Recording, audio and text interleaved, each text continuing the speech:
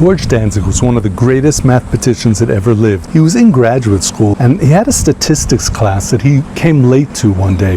Well, he kind of just snuck into the class and he noticed that on the board there were two statistics problems where usually the homework is written. So he jotted them down and then he started following the class as usual. Well, he got home, started working out these problems, but he realized that these were really difficult problems, much more harder than the usual homework. Well, he said to himself, I'll get some brownie points with my professor. So he sat there for hours until late at night, but finally he solved the two problems and he went to sleep. Well, the next class that they had, he gave the paper to the professor and the professor said, what is that? And George said, well, that's the homework that you gave last time. And the professor said, I didn't give any homework last time. He said, well, there were two problems on the board. So the professor took the paper and started looking at it, and he looked at it again, and he was in shock. He says, George, do you know what you did? Those two problems on the board, they were two statistics problems that were unsolvable.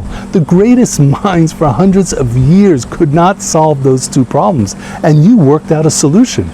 Now, what was the difference between George and the rest of the students in the class? The only difference was that George came late. He didn't hear that those problems were unsolvable.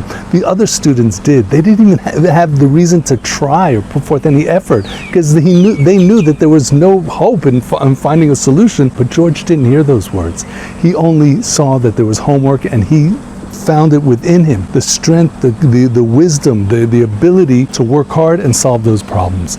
And we see this idea in this week's Parsha because Hashem tells us that there are certain tithes that have to be brought up to Yerushalayim, and the fruit of the tithes of that fruit, it only can be eaten there. And if a person is like a farmer and he has this tremendous amount of produce, well, he can redeem the produce on money, but that money would have to be spent in Yerushalayim. So why go up to Yerushalayim? What is so important about that?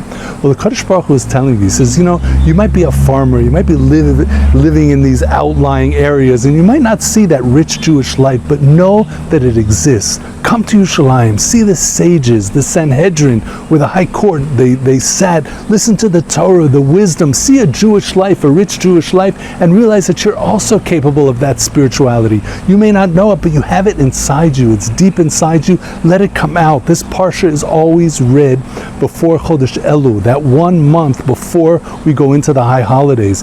And it's there to teach us that Hashem wants us to go to Yerushalayim because He's telling us that we have such potential to get close to Him and to be living a spiritual life.